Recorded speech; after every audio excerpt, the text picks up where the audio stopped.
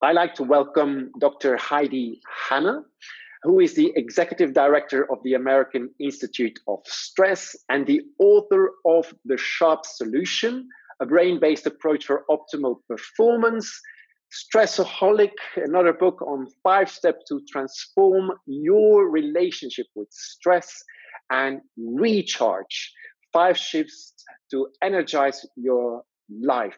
Welcome, Heidi, to the Stress Summit on International Stress Awareness Day. Thank you. Thank you so much for having me. Well, it's a pleasure. And, to go straight to the point, what's your take on, does high tech cause high stress? Well, I'm going to answer for myself first and say absolutely 100%. High tech gives me a lot of stress. I think one of the things that's really important to keep in mind here is that we all experience stress differently. So, as much as we like to have kind of one standard definition of what stress is, as the title of my book, Stressaholic, says, I really think it's about our relationship with stress. And really, that comes down to a few different factors. And I look at 3 primary components. First is the stress load, and that's based on demand versus capacity. Second is stress lens, which is really based on our non-conscious bias, our mindset, and other kind of more neurological factors. And then our stress signature, which is how our experience really manifests. And the reason I share that is because I think to suggest that everyone is going to have potentially high stress. I've been interviewing a lot of people about this topic because it's certainly a lot. Everybody's kind of talking about this right now, especially in the corporate wellness space. And I've been surprised to hear that a lot of people really have healthy boundaries around technology, and they see it as a tool that they use when they need to use it. And so it doesn't have that kind of addictive quality that we know so many people are overly connected and kind of feeling like technology is using them sometimes, or finding ourselves scrolling and swiping to kill time when we feel like we don't have enough time to get things done as it is. So I think for each person, it's going to be a little bit different. And if I were to guess, just based on some of the research that we've been looking at, I would guess that there's about 20 to 30% of the population that just is super overstimulated and overly stressed by technology. And maybe about the same, typical bell curve where you're going to have some people that just aren't affected hardly at all because their brain just works in a different way where they can let things go. They don't feel that constant pressure to be checking in or to respond to every single notification that they get. And somewhere in the middle is the majority of people who I think are a little overstimulated, a little over agitated. And I think that we're going to see that shift continue to get more and more. And I think the main reason, Tom, is actually not so much the technology itself, but the fact that we have a window to so much information and connection and stimulation that we're being asked to do more. So a lot of research has shown that the number one stressor is finances. People worry about, how much money they have, the resources they have. But our study, looking at it, the Stress 360 assessment, and really evaluating a more holistic range of resources, it's super clear that the number one stress for people is feeling like they don't have enough time to get it all done. And I think that we wake up in that state. People tend to check their email or check their notifications on their phone because it's so accessible. And all that does is increase the gap between the capacity we have and the demands that are coming at us. And so, unfortunately, I think that because we have technology to make so many things easier in some ways, we have the constant connection, we have so much information, that we're putting more and more demand on our own time and energy. And I think that's where the stress and the agitation is really coming from, that's leading a lot of people to feel out of control, overstimulated, overwhelmed, and even things that we see with like violence and rage. It's like our nervous system is becoming hijacked. And I never want to blame technology because I think technology is a wonderful asset that we have. But I think that similar to food that we eat, we have to be really mindful about our own predisposition and how we tolerate that type of stimulation and the boundaries that we set around it. And my hope is that we'll start having more conversations about this to really help educate people on their own relationship with stress, how much technology they can really consume to make sure that they're getting the right quantity and also the right quality of technology in their life, if that makes sense. It does, it does. And so you're really linking it to what's called a digital diet. Yes, and in the real life, if you look at the real life diet, that you have to have certain nutrients and not too much sugar and so forth. That we have to learn now also with this with technology being available that you can consume.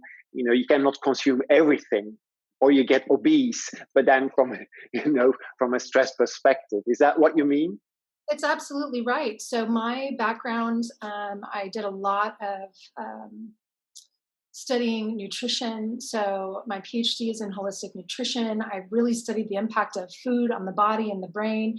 And a lot of that came from my own personal struggles as a child with anxiety and depression and trying to figure out, I always felt like my diet had something to do with that. And sure enough, we know that the foods that we consume can activate the nervous system or calm the nervous system. There's this connection. And a few years ago, I started getting a lot of questions after my presentations from parents about how do we help our kids deal with technology, because they're just, glued to these digital devices. And I would suggest to the parents that if your child has constant access to technology, I keep looking down because my phone's here, so I keep thinking about my phone. If we have constant access to this window to the world, it's like having an IV drip of glucose going into the system all the time. So we know that when we have glucose or we have food or we have calories coming in, that insulin has to do its job to get the energy where it needs to be. There's this whole cascade of hormones and different things that happen to make sure we get just what we need. And I feel like the same thing happens if we're constantly consuming technology. We get that stimulated effect. And the sympathetic nervous system is going to be activated by the sense of so much coming at us at one time. It feels a little good at first. We get some dopamine, we start feeling good and connected, and we're getting new information. We know we crave novelty. And so all of this stuff is really helpful. But if we don't oscillate, if we don't come back down, and we're constantly being bombarded by that stimulation, and our brain is constantly trying to think and problem solve and be in this task mode, it's almost like we're overtraining certain parts of our brain and we're undertraining other parts of our brain. And that's where I think a lot of the issues with the anxiety, depression, ADD symptoms, brain fog, aggression and irritability is really coming from, is this imbalance. So again, it's not that technology is bad, but I'd love to see us having conversations around, for each of us individually, how much can I consume to get what I need to do the job that I want to do? And what is the quality? I think that's something a lot of people aren't necessarily thinking about is it information that I really need, that's contributing in some way to me being productive in this world? Is it positive? Is it inspiring me? Is it making me laugh? We know that humor is really good for the brain and the parasympathetic nervous system to relax and respond. Or is it the news? Not that the news is bad. We want to get some of that too, but is it the news all the time? Is it, shifting into comparison, comparison with what other people have? And the studies looking at people that spend a lot of time on social media end up feeling more depressed and anxious. A lot of that is because of social comparisons. And we also just have to know that a lot of technology, at least right now, is really targeted to stimulate us, to get us to connect back, to almost become addicted so that we'll follow through with purchasing something, or giving all of our data up to some sort of service that wants to learn more about us and market back to us. So it's just being mindful, I think. And I think taking a step back and having conversations like this to start to think through for each of us what that digital diet might look like is going to be really important to make sure that we don't become more stressed out. Yes, and I believe, and you touched upon it just slightly, but it's also that there is so much available. Yes, but we also seem to be lost where one is going personally. It's like we haven't got a goal. What's our purpose, meaning in life? I believe that it's one of the tips that I would give, in the sense from, how do you reduce your time on social media? It's also from by knowing who you are, what you are, and where you want to go, because that will limit. If you can create a limitation by that's my interest, that's where I want to go, that's what I want to be, then what's your potential, and what can you become? That is the way also how I see personally that you can start reducing a little bit that dispersion that is happening at the moment. And what I'm thinking is probably will increase with this new digital emerging technologies that are coming in a way that never seen before. Predicted is that in the next 20 years we will have more changes than in the last 300. How are we going to deal with that? I've calculated it back. I've calculated it back. That means that in the next 2 years, we will have the double that we've seen in the last 10 years. So imagine the amount of change and digital advancement that we're going to have to be even more distracted. That's right. So how... Your notion about getting really clear, I think, on who we are and what's important to us is really critical, because I can take this back again to the idea of a diet or a meal plan. It doesn't have to be a diet the way we think of feeling deprived, but what's our consumption going to be? And if it's important for me to be healthy and happy and able to perform at my best, then I know there's certain nutrients I'm going to need to consume, and I know that there's a certain amount.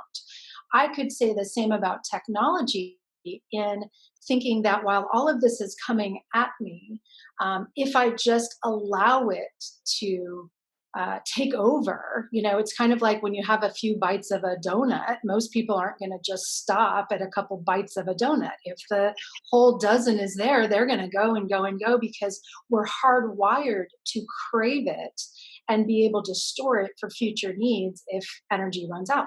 So I kind of think of it the same way, of being able to say, if this is important to me, then I'm going to limit myself. Say, I'm going to go and spend time on social media for 10 minutes at this particular time during the day, and I'm going to engage with people by sending them some positive feedback, or I have certain people I'm going to connect with, or I have a group that I'm going to answer questions for. Whatever it is, there's an intentionality behind it.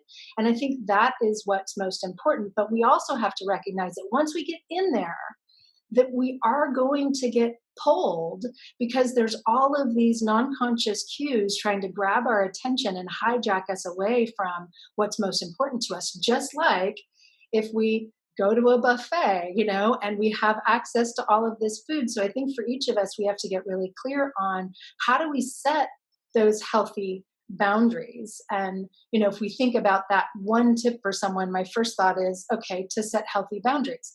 But that's so obvious, and I think everybody knows that. How do you do that? I think the most important thing is to take some time to get clear on yourself and your own relationship with stress. And one of those factors I think is really important is something called stress sensitivity. For people who have stress sensitivity, which is at least 20% of the population, you have to know that you are going to be more pulled and more potentially addicted and more affected by stimulation. And so if you have that, I think it's important for people to understand. Similarly with children, if you have children who are stress sensitive, it's going to be more of a concern, just like someone who may have a gluten sensitivity or a food allergy needs to be really personalized in how they're putting together their digital diet per se. Okay, is there anywhere that they can find this information on how to see that somebody is sensitive for stress more than somebody else? Yeah, so we're Actually, it's one of the projects that we're working on right now. We have an assessment. People can go to, it's a bit.ly link. So it's bit.ly/stress sensitive that you can get there really quickly. People can also go to stresssensitive.com where it will take you to a free online course that also has the assessment in it. And part of the reason that we're doing this and offering this as a free service right now is because it's affecting so many people. And the stress sensitivity, for those who are interested, it's a combination of sensory sensitivity or the highly sensitive person. Dr. Elaine Aron has done a lot of work on that. And a negativity bias that typically comes from early life experience, genetic predispositions, and lifestyle choices. So it's something you can take a snapshot in time and see what your sensitivity level is.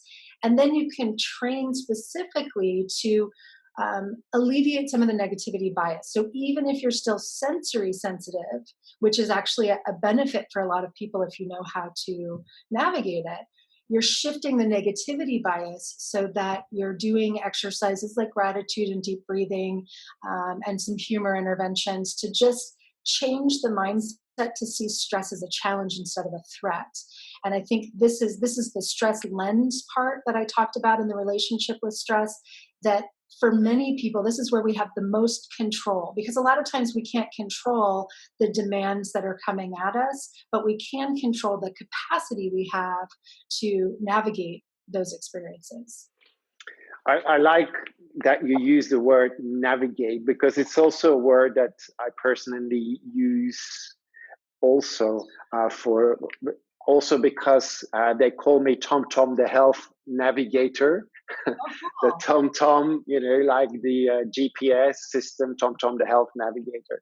But also because it's such a perfect word, because technology is coming. It's there. It's going to increase. Stress is going to be there, and we don't want to eradicate our response to it because it's vital for our survival. But how do we navigate the challenges with much more ease, and also and with a little bit of pre-knowledge what is going to happen, so that today we can start, whatever happens in the future, that today we can start doing things that will help us to be a better person for it, which will, by discovering who we are and how do we, with that test, I'm really interested to do it myself, just to fill it in and to see where I stand personally, and to learn from that, to see from how can I, maybe there are still things that I have to discover about myself to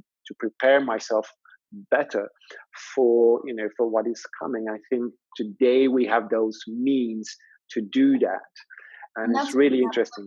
Technology is helpful, right? So we can put together assessments, we can put together educational resources. The piece that I am most concerned about and most passionate about as this continues to evolve is there is something fundamental that we know about humans that requires a human element. So no matter how much we try to make all of this about artificial intelligence and chatbots and different things, and some studies will show that people dealing with anxiety prefer to actually have interaction with artificial intelligence that can give them some coaching because they're not having to divulge secrets to an actual person. There is still something about knowing, even right now, you are physically in the same time, we're sharing, not necessarily the same space, but kind of this time space. There's something powerful about that because it means there's value. This is valuable to you. You're giving your time and energy. I'm giving my time and energy. And so I guess a word of, I don't even know if it's caution, but just something to be aware of is how do we use technology to enhance the human element by continuing to share time and energy with each other. And so a lot of our coaching now, when we're doing stress coaching, is using technology for things like tracking and accountability and social support, but making sure that there's still that shared time and energy to connect with each other and hold that space, because social support is by far the biggest coping mechanism for stress, to feel like you're not in this alone. And I can tell you, there was a time traveling and speaking with thousands of people where I was connecting in one dimension with a lot of people, but still feeling so isolated from the depth of conversation that I really needed to thrive. So I just want people to continue to invest in that, to build time into the day to have real human connection, even if it means you're using technology to be able to speak face to face. It's amazing that we can do that. Mhm. Share that time and energy with each other. It's really going to help to navigate this more effectively. Yes, it was also there is a video of an interview with uh, the person that put on Thrive Global, Adriana Mhm. Huffington, Yes. with Will I Am, the singer.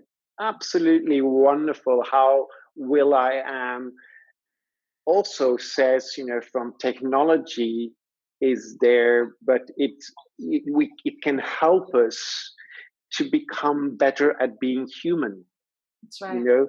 And Gerd Leonhardt, a futurist, also author of the book Technology versus Humanity, which I really highly recommend. He also says, we may not become technology; it must stay at service for us. And really, the more that is being done by technology, we have to reclaim our humanity and become better at being human. We have so much capacity, we have so much potential, but it demands an investment of our time, which is already limited because we are so dispersed and spending on so many other things. But it's about bringing some time back to ourselves within us and to start developing from within some resilience capacity, compassion, and so forth, and raising our vibrations. And that will be also, I think, one of the things that will help us. So technology can help us. It's just the way that we are going to use it. And stay human, not transhuman, but staying human, because the shortcuts, we know in the long term it doesn't work.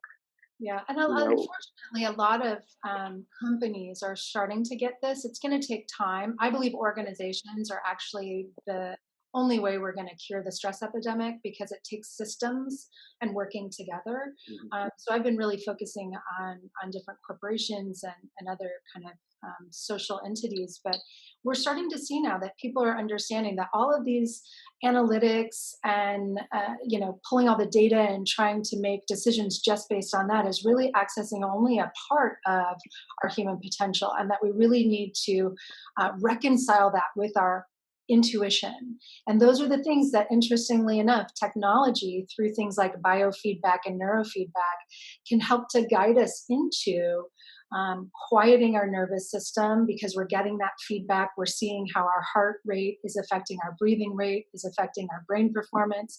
So starting to bring alignment to kind of the functioning of our mind and our physiology, so that we can be more still and be more intuitive and really deeply listen to each other and collaborate together. And I think that that's where we have to go. So there is a potentially happy ending to the advancements in technology. I think at this moment, the part that feels so unsettling is when it happens so rapidly and when we're not sure how it's going to be used. It gives a sense of feeling out of control.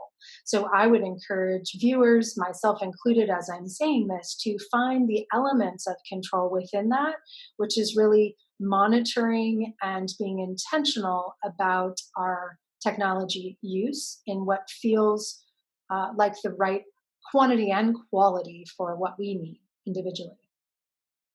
Okay, that sounds like another tip to me. You've I given think so many tips.